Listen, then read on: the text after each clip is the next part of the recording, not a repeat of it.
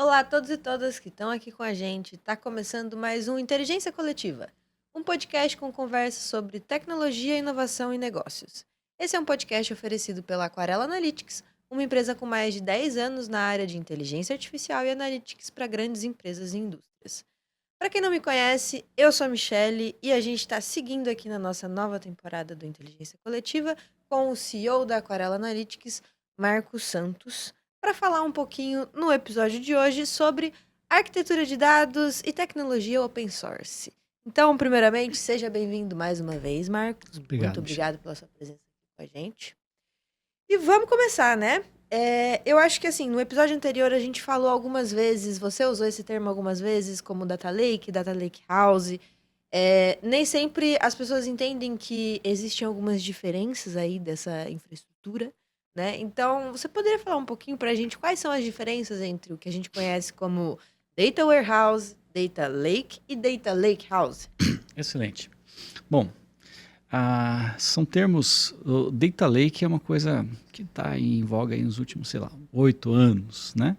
O Data Warehouse já é algo que surgiu no final da década de 90, que foi um primeiro movimento, né? Então, assim, dando, né, um spoiler rápido, o que essas estruturas, qual o objetivo delas? É organizar o dado para que eu consiga fazer agregações, eu consiga gerar relatórios de forma que eu não comprometa a minha operação. Então, eu não vou plugar lá no meu sistema de vendas e fazer um relatório a partir de lá, porque eu posso derrubar e, sei lá, a pessoa está lá fazendo a compra, né, e parou porque tem alguém tirando um relatório. Isso não pode acontecer. Então, o Data Warehouse ele veio com essa ideia, né, o chamado modelo estrela, arquitetura estrela, que aí tem, né, tem toda uma ciência que foi criada, que é uma forma de você estruturar o seu banco de dados, né, em fatos e dimensões, que ele permite uma busca rápida. Então eu consigo somar milhões, né, de registros, fazer médias, agregações, tirar uma moda, fazer pegar o máximo, o mínimo, organizar ele de maneira muito rápida, porque é um banco de dados que foi pensado, estruturado para ter uma rápida resposta analítica. Uhum. Ele não é bom transacional, ele não é para transação. Ele é analítico. Então, como é que você estrutura um data warehouse? Né? Aí é data warehouse, né? Que é o armazém de dados. Né? Literalmente é isso. Você tem o dado transacional, aqui da tua operação, vamos pegar aqui, vamos dizer que seja uma consultora, vamos pegar aqui uma franquia, né, de restaurantes. Né, você tem todos os pontos de vendas lá, que faz o pedido do restaurante, e você tem os sistemas transacionais. O que o Data Warehouse vai fazer? Ele vai buscar lá do seu sistema de vendas, do seu sistema de pedidos, do seu sistema, né, de logística, de finanças, e vai trazer esses dados para uma estrutura única. Aí você vai pegar as suas diversas lojas, né, espalhadas, e vai trazer isso tudo para um único lugar, que seria a única fonte da verdade. O Data Warehouse ele faz isso, eu junto todas essas informações e são dados estruturados. Né? A grande diferencial, a grande característica é que ali são só dados de banco de dados. É dinheiro, é transação, é produto, é código, são dados ali que são numéricos, são dados textuais, mas são muito bem estruturados. Uhum. Né? Então você tem um fato, que é onde você armazena, né, a grande quantidade de dados, e você tem as dimensões, que são coisas que são estruturadas. Então você vai ter lá, por exemplo, os municípios. Esses municípios não vai ter lá Flópolis, vai ter Florianópolis bonitinho. Não vai ter Floripa, vai ter Florianópolis. Então sempre quando você entra um dado ali, ele passa por um processo, né, de ingestão, que chamava-se antigamente de ETL, e essa ingestão vai organizar esse dado e vai ficar normalizado. Então não vai ter erros. E aí quando eu quiser, por exemplo, pesquisar todas as vendas dos restaurantes em Florianópolis, ele vai filtrar. Eu não preciso fazer, não vou ter uma opção Floripa, enfim. Uhum. Isso é o Data Warehouse. O Data Lake ele nasceu da necessidade de lidar com dados não estruturados. E o que são dados não estruturados, Marcos? São documentos, imagens, vídeo, como por exemplo esse podcast, né? Sons, gravação de telefone, atendimento de uma URA, atendimento de uma central de chamados, certo? Então tudo aquilo que não é especificamente dado, né, de banco de dados, né, streamings, são chamados dados não estruturados. O Data Lake ele veio com a intenção de contemplar isso. Ele contempla também os dados estruturados. Então também vai ter lá as tabelas, vai ter dado de venda, mas também vai ter aquele áudio que o vendedor vendeu. Uhum. Tá? E isso tudo, a ideia é que o Data Lake a gente joga tudo lá dentro. Né? E depois a gente vê o que a gente faz. A gente pode usar isso de uma forma ou outra. Então o Data Lake ele tem isso. E tá, Marcos, mas poxa, qual que é a diferença então do Data Lake e do Data Lake e do Data Warehouse? E aí qual que é esse cara aí que é o Data Lake House? Uhum. Tá? A grande questão é que agora com os sistemas de inteligência artificial, os chamados agentes, né? Você quer, por exemplo, que uma decisão, por exemplo, uma Smart Factory, né? Um grande cliente nosso, acho que no momento a gente vai fazer um podcast sobre ele, eu vou deixar aqui já um spoiler, tá? Em que nós implementamos um Data Lake para eles, um Data Lake House. Ele precisa, muitas vezes, que a agregação, ele precisa com aquela inteligência de agregar, de olhar o todo, eu preciso tomar uma decisão. Por exemplo, se eu acelero ou reduzo a velocidade da minha planta. Essa é uma decisão tática operacional. Uhum. Só que ela é pautada numa visão estratégica de quanto que está a minha previsão, por exemplo, de produção, ou quanto que foi a minha previsão de pedidos.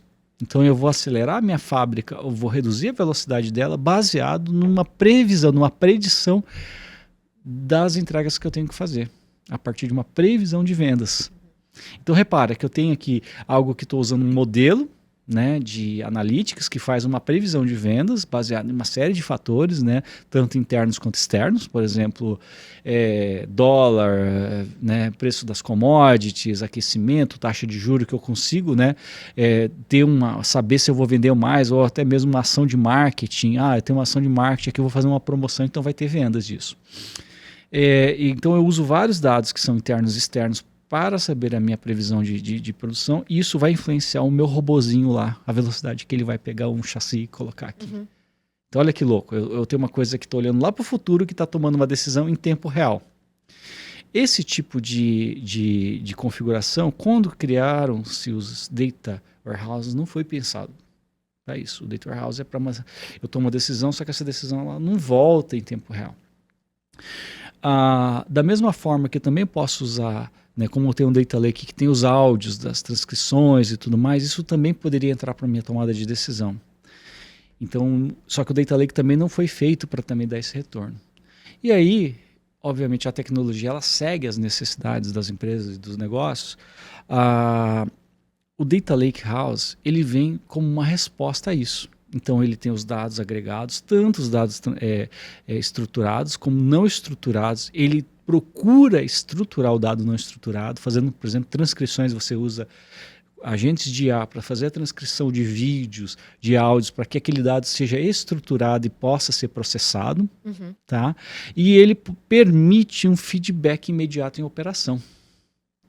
Então você consegue, por exemplo, com o Data Lake House, ter uma Smart Factory de fato, em que eu tenho lá, né, decisões no meu chão de fábrica, como a velocidade que o robô processa, uma parafusadeira robótica processa ali, né, a fixação do motor no chassi, ligado a um modelo preditivo que está colhendo informações diversas. Você tem uma inteligência artificial lá e esse feedback em tempo real. Então, o Data Lake House ele permite isso.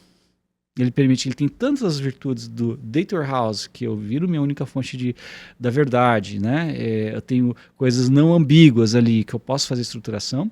Eu tenho os meus dados não estruturados também, vídeos, áudios, outras mídias, documentos ali que também estão ali dentro, que compõem, e eu ainda tenho esse componente de poder ligar ele a um sistema transacional operacional. E aí a gente chega lá no nível 5, né, da DCM de maturidade, que é a inteligência analítica automatizada. Você ter, a partir da coleta dos dados de toda a empresa, olhar de dentro para fora, de fora para dentro, você toma uma decisão estratégica que reflete automaticamente em ações táticas e operacionais em tempo real. Não sei se eu consegui explicar. Não. De novo, eu acho que a gente está aqui no caminho. De toda forma, não é um assunto que é realmente simples, muito simples. A gente não consegue, de fato, simplificar ao máximo, mas eu acho que aqui a gente está chegando num ponto de compreensão. Inclusive, você até trouxe alguns exemplos assim, mas eu acho que a gente pode pontuar de forma mais específica. Uhum. Como que você indicaria, assim, que cada uma tanto o Data Warehouse, o Data Lake e o Data Lake House, qual seria o momento adequado da gente utilizar cada uma dessas tecnologias? Assim, eu não diria que você vai escolher entre elas, tá? Porque elas foram surgindo conforme a tecnologia avançava, né? O Data Warehouse ele foi criado para suprir necessidades analíticas com aquela tecnologia que existia na época, que surgiu lá na década de 90 e 2000. Uhum. Com a melhoria da tecnologia, possibilitou-se o Data Lake, que é ter dados, né, terabytes de informação. Só que também viu-se que, poxa, isso poderia facilmente virar não um Data Lake, mas um Data Swamp, né? Um grande pântano de dados. Exato. E aí o Data Lake House ele vem para lidar com isso. E o que adianta eu armazenar tantas coisas se essas coisas não estão gerando mudanças em tempo real? Se ela não está influenciando a minha operação. O que você não vai escolher. Eu acho que nenhuma empresa hoje falaria, poxa, eu quero só isso. Mas você pode começar. Um não invalida o outro. Você pode começar com um Data Warehouse, que ele é simples de implementar. E aí, de Data Warehouse, ele pode evoluir, dar um pulinho já direto para um Data Lake House, porque você coloca as capacidades de Data Lake e já coloca as capacidades de retorno e feedback com os agentes. Mas você pode fazer gradativamente. Você sai de um Data Warehouse para um começo de um Data Lake e depois já dá um salto para Data Lake House. Você não vai... Eu miraria, né, no Data Lake House, faria ele em fases. Então, eu quero um Data Lake House com todas as características, mas eu vou começar estruturando, primeiro com os dados estruturados, depois eu coloco meus agentes para gerar feedback em tempo real com os dados estruturados, depois eu adiciono dados não estruturados e eu faria isso em camadas, mas eu não escolho entre um e outro. Eu vou direto já naquilo que a gente sabe que é o melhor dos mundos, pelo menos hoje. Talvez no futuro surja um negócio totalmente novo, a gente nunca sabe. Mas hoje o Data Lake House é a melhor solução, porque ela é a mais abrangente e é a que no final do dia mexe o ponteiro, né? Do EBITDA da empresa. No final do dia, ela que vai gerar tomadas de decisões mais rápidas, né, do ponto de vista tático e operacional. Inclusive, também tomadas de decisões estratégicas, porque ela também dá suporte à estratégia da empresa. Então, eu começaria sempre com Data, né, Lake House, só que eu faria ele em fases, em camadas e colocando... Conforme vai o orçamento, vai gerando resultado, você demonstra, né, para a empresa que aquilo ali é bom, e aí você vai crescendo ele em quantidades.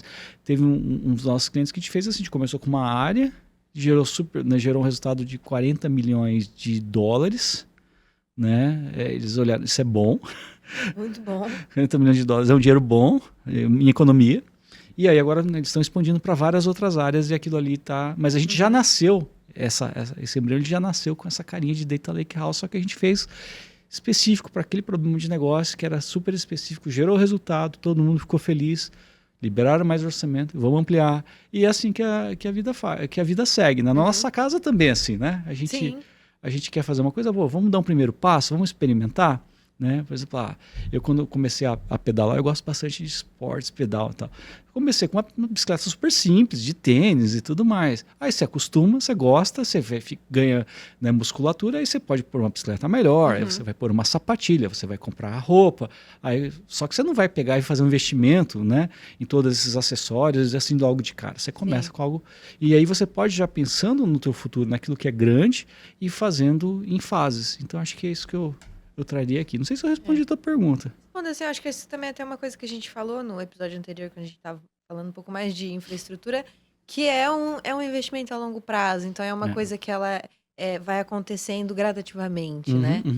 Mas, assim, quando a gente pensa sobre arquitetura de dados e tecnologias em geral, a gente também tem que lembrar que existem as tecnologias open source e as prioritárias, né? É prioritárias. Proprietárias, tá certo. Proprietárias. Quando a gente pensa nesses dois tipos de tecnologia, como que a gente consegue dizer que tem mais vantagem ou quais são as vantagens de uma tecnologia open source em relação às soluções proprietárias? O que eu posso falar?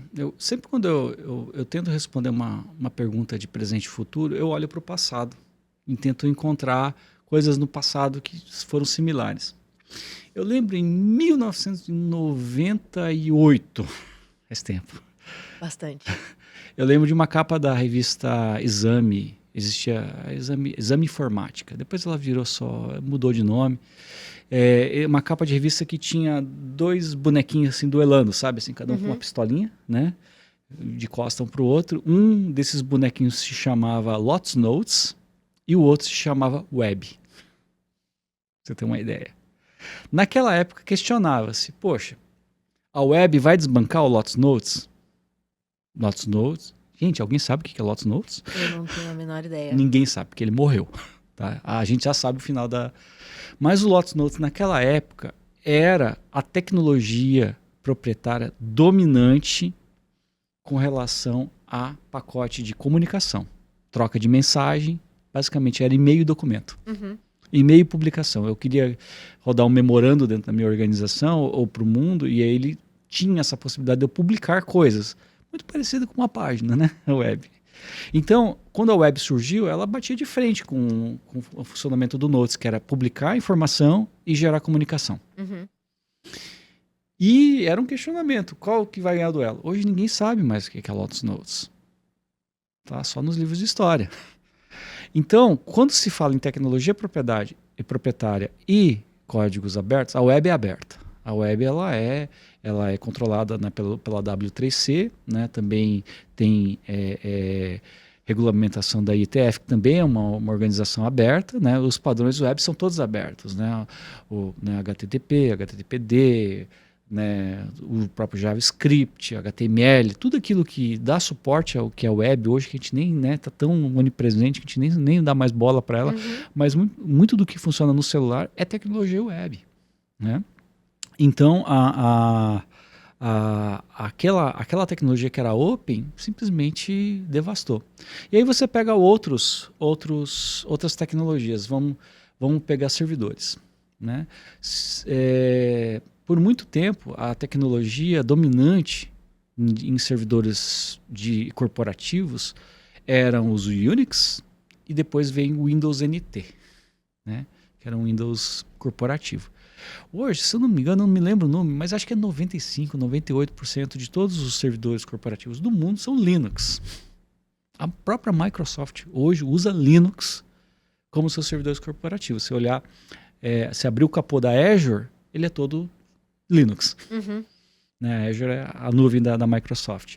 Então, se você olhar historicamente, os formatos proprietários eles têm um protagonismo porque eles são inovadores. Eles criam a ideia, né? Então eles criam o mercado. Só que no longo prazo, o padrão aberto, o open, ele prevalece. Por uma questão, obviamente, de custos, uma questão de comunidade, né? Então, quando você cria um software open source, você tem um mundo inteiro que pode colaborar com aquilo. E um problema de um é o problema de todos. Então, todo mundo vai ajudar a resolver aquilo. Né? Hoje, muitas plataformas corporativas são baseadas em pacotes open source. Né? O Android ele é totalmente baseado no Linux. O iPhone, né? O iOS, ele é baseado no FreeBSD, que é um irmãozinho do Linux, que ele é open, poucas pessoas sabem. O próprio sistema operacional da Apple, ele é baseado no Darwin, que é um núcleo do FreeBSD, que é open. E a Apple investe bilhões na comunidade de open source para manter essa comunidade viva, porque o sistema operacional dela é baseado nisso. E é super seguro. A Apple é punk porque ela usa, né, open por baixo. Então, no longo prazo, o open ele é bom. Então, e aí se você pega essa perspectiva histórica de coisas que surgiram fechadas e depois se tornaram open, a gente pegar infraestrutura de dados, por exemplo, sistemas de data lake, né, sistemas de IA, LLMs e tudo mais, a tendência é deles irem se abrindo ou, né, criando, né, espaço para isso. Recentemente um cliente nosso nos contratou para a migração. A gente vai ter, acho que, um episódio sobre isso em breve, né? Tomara. Né? Nos contratou para fazer uma modernization. Ele tinha um data lake que era montado com com Cloudera, né, que é era Hadoop, né, é Hadoop até hoje, mas a Hadoop, a tecnologia era da Hortonworks, que depois a Cloudera adquiriu, né. A Hadoop ele é open source, mas ele também, a Cloudera tinha os componentes fechados. E esse cliente foi ao mercado procurando uma empresa que fizesse a troca dessa tecnologia, porque ela estava ficando muito cara, né. A gente vê o dólar subindo, a própria empresa aumentou as licenças e eles nos contrataram e nós fizemos um data lake novo, do zero, totalmente open source para eles. Migramos as 12 aplicações inteligentes que eles tinham desse data lake e está lá funcionando. E hoje o pessoal lá está muito mais feliz porque é muito menos burocrático. O legal do open source é que ele é pensado por uma grande quantidade de pessoas e empresas. Então, ele costuma ser muito mais ágil, né? Porque ele tem são muito mais mentes, muito mais olhos olhando para aquele problema. Então isso foi uma virtude e esse cliente está super feliz. A gente espera em breve trazer ele aqui para o nosso podcast para falar para vocês. Então é isso que eu tenho para dizer, né? A diferença entre os formatos são esses. Eu, assim, não quero demonizar de maneira alguma as empresas e principalmente os pacotes proprietários. Nós já desenvolvemos muita coisa proprietária, temos coisas proprietárias, usamos muita coisa proprietária e está tudo bem. Tá? Só que quando você leva para escalas globais, como foi o caso da web, porque o Lotus Notes ele era empresas pequenas, era um sistema, não é que as empresas não eram pequenas, mas comparativamente com a população, com o o né, mundo, inteiro, né, eram nichos. Uma vez que a coisa cresceu do ponto de vista global, ele tende a ser open. E essas estruturas de data lake house, elas tendem também a se tornarem corporativamente globais. Então, usar padrões open é muito mais seguro no longo prazo, tanto seguro quanto com relação a custos e com relação também à modernização disso, né? Então é isso que eu tenho para dizer. Beleza. Eu acho que assim, para a gente só fechar esse episódio de hoje, não sei, ainda pegando um pouco da sua fala, não sei se a gente conseguiria identificar isso, né? Mas você acha que existe alguma desvantagem ou algum risco quando a gente pensa em utilizar tecnologia open source em projetos de dados? Assim, tudo tem risco, né? Schopenhauer já dizia, né, que o mundo é cheio de armadilhas, a gente tem que escolher quais a gente quer cair. Então, a questão, assim, algumas armadilhas podem não nos matar e a gente sai. Não quero dizer que existem armadilhas nesse meio, mas, assim, existem alguns riscos, sim. Tá? O principal deles é aquilo que é uma virtude do open source também se torna uma pequena maldição, que é o volume de possibilidades.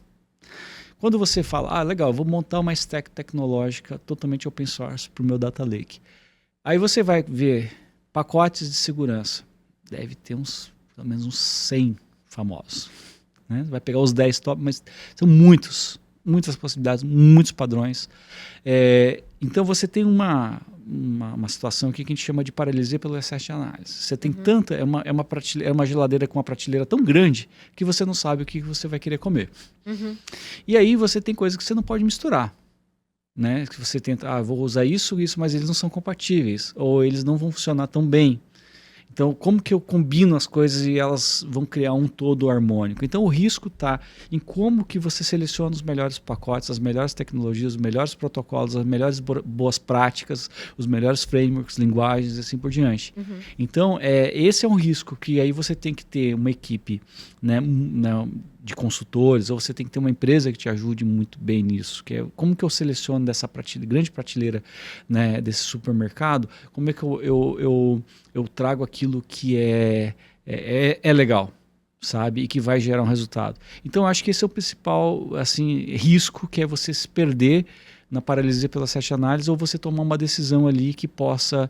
A vantagem é que se você decidiu errado, você pode trocar rápido também. Você não tem um compromisso com a tecnologia, você não assinou um contrato, né, de 100 milhões de dólares e você está preso aquilo ali por 36 meses. Não. Você pode simplesmente ir lá, cara, descomissiona, coloca nova e está tudo bem. Assim como a gente também os stacks tecnológicos open, uma outra virtude é como eles são modernizados ao longo do tempo. Né? Então, surgiu uma nova tecnologia lá de um agente de IA, só que ele usa um protocolo que hoje a minha stack não implementa, porque o protocolo também é novo. Tá tudo bem, eu vou pegar aqui a camada de comunicação, troco por um pacote que suporta aquele protocolo e pronto, agora o meu data lake está habilitado para essa nova tecnologia. Se fosse um pacote proprietário, eu ia ter que perguntar para o meu fornecedor, e fornecedor, quando é que você vai pôr aquele negócio lá para mim, né? Uhum. O fornecedor tá lá com o contratinho dele assinado e tal, talvez ele não, né? Claro, você pode ameaçar, né? Poxa, eu preciso, mas aí, sabe, tem a agilidade de você trazer isso muito rápido, ela é muito grande no mundo open source. Não que, claro, um fornecedor não possa, não, já está aqui, de repente ele até antecipa. Mas são casos e casos. A gente, né, vê bons fornecedores atuando muito bem, mas a gente também vê alguns que estão protegendo, que certas tecnologias vai demorar um pouco, e às vezes você não tem esse tempo. Uhum. Beleza, eu acho que por hoje a gente tem aqui o nosso episódio sobre arquitetura de dados e tecnologia open source. Agradeço a sua participação mais uma vez. A gente se vê no próximo episódio. E você que acompanhou a gente até aqui, quer saber um pouco mais sobre esse assunto e outros que a gente já falou em outros podcasts, além de ver os outros episódios do nosso podcast, você também pode pesquisar no nosso blog, aquaré.lá/blog, que lá tem um monte de artigos sobre tudo que você imaginar dessa área de tecnologia e inteligência artificial. A gente se vê no próximo episódio e muito obrigada. Obrigado.